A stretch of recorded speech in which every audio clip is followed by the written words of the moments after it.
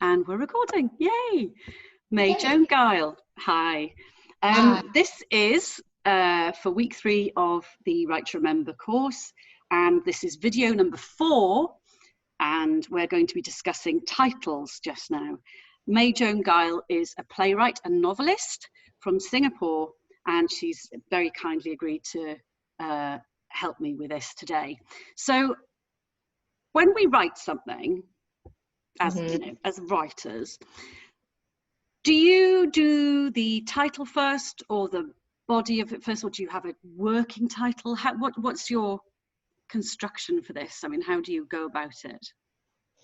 I usually have the title first. I like the title to lead me into the story. And usually the title gives a clue as to what the protagonist is going to do. Or the other alternative is to actually have a title that sparks an interest in the readers, you know, as to, oh, it's a interesting point, a thought, something which will make them want to read it, to know more, obviously. But do you find that once you've written the piece, whether it's a play or a short story or a novel, might you change the title afterwards? Oh, yeah. Yes, of course. I mean, nothing is, you know, written in concrete. Things will change if whatever suits or makes it better. You know, sometimes I've written the whole story and then the title really is quite flat. Right. So you spice it up, and basically that's what you do. For example, can I give an example? Yes, please. Yeah. Okay. I mean, it's a story which I've written about a liaison between a Frenchman and a couple. And what, sorry? A Frenchman and a couple. And a couple. Oh, right. Yes. And because of the French who love snails, I call it escargot for dessert, and the dessert is because they do all the time revolve around food, you know, meals where the 3 people are drawn together.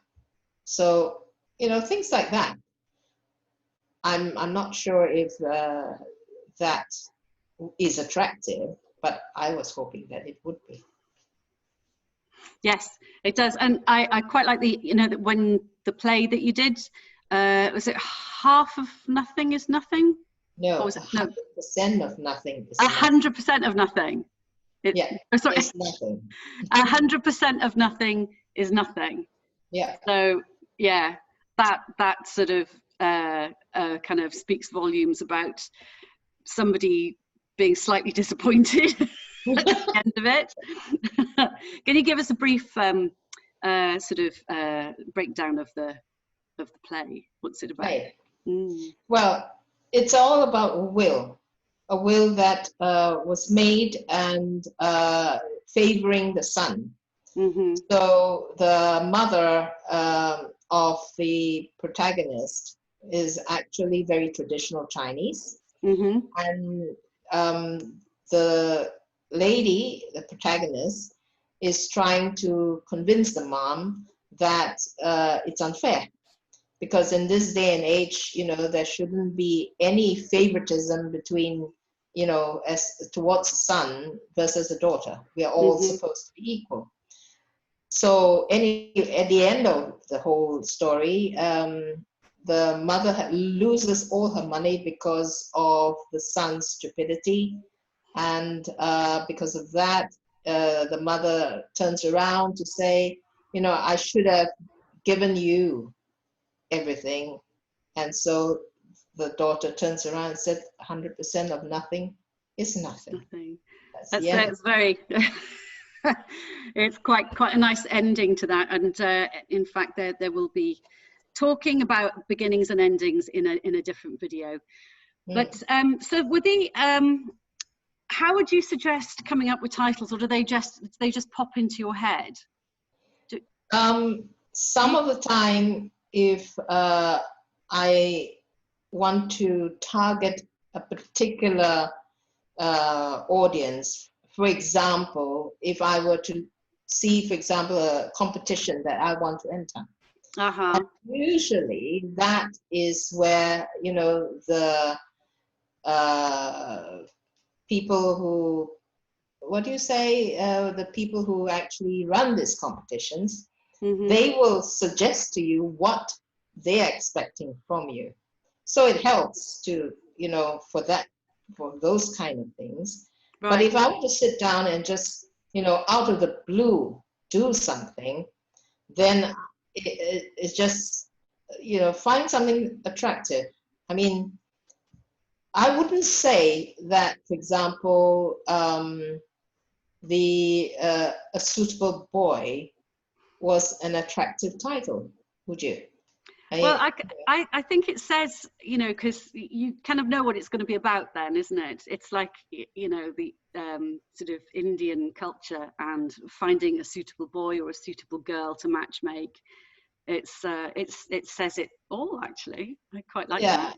And because it says it all, and I'm thinking it's going to be quite boring, isn't it? Because you know, this guy is going around searching, or the parents are searching for, you know, knowing sometimes where the culture is heading towards. It's going to be that the parents are going to find a suitable marriage for this girl, and so on and so forth. So do you think it suggests the search or the end product of the search?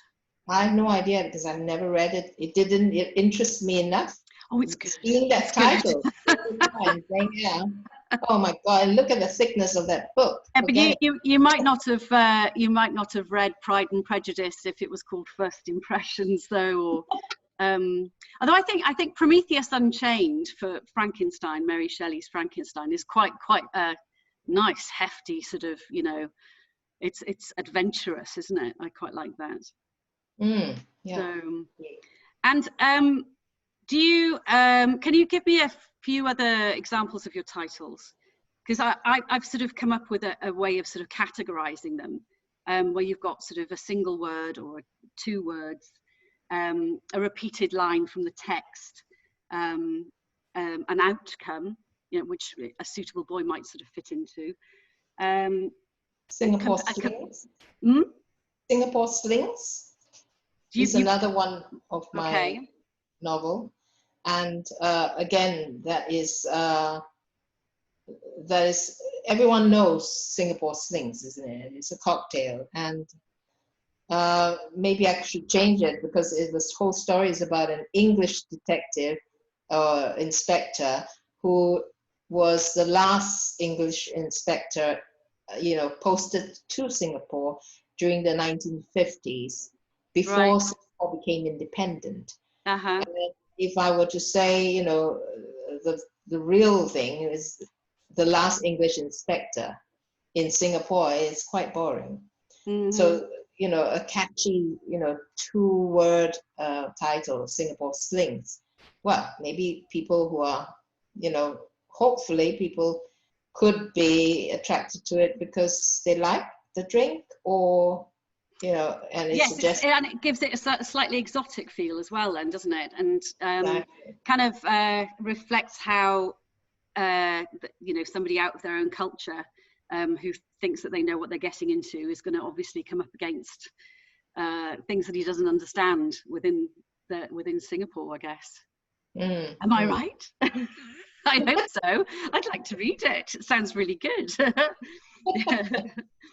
So with this whole process of finding, Alexander McCall Smith does that thing where he said it was because his publisher always asked him for a title. What's the title of your next book, Sandy? They say, and he's like, oh well, and you know, what was it, The Comfort of Saturdays. He does these sort of lovely cozy sort of titles.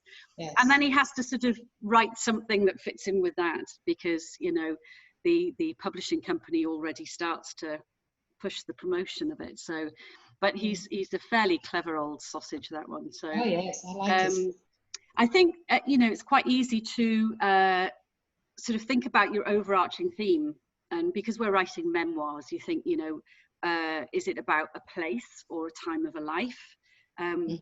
Perhaps then something connected with that, and asking yourself what the piece of writing is actually about, which is quite often a really hard thing to answer, isn't it? It's like you've got to try and pin something down. But to write a little list of, you know, several options and then narrow them down is probably wise advice, to have some options to go with, or something may just jump out with you and be perfect, you know, just to, yeah. I've got some, I love, my son got me this for Christmas. Me, by Elton John. What else could it be about then? One I've just finished, actually, The Ribbons Are for Fearlessness. That's a really cute title, and it refers to a scene in the memoir where somebody gives the protagonist a couple of little tiny ribbons to keep in her van. And it's it's poignant. Then it makes it poignant. So something that's connected to the text can be way. And so yes, just do a little bit of practice and see what other people have done. What else have I got here? Letters to my daughter, or you could do letters to my younger self. I like this one, Spilling the Beans by Clarissa Dixon Wright, because she's very, you know, the posh, well, she was one of the two fat ladies, wasn't she? Incredible life. Anyway, so mess about, and thank you so much, May Joan Guile, for joining me today, this evening, and carry on writing, and hopefully with a bit of fiddly diddling, you lot will find the right title for your chapter. Okay, thanks very much. Okay.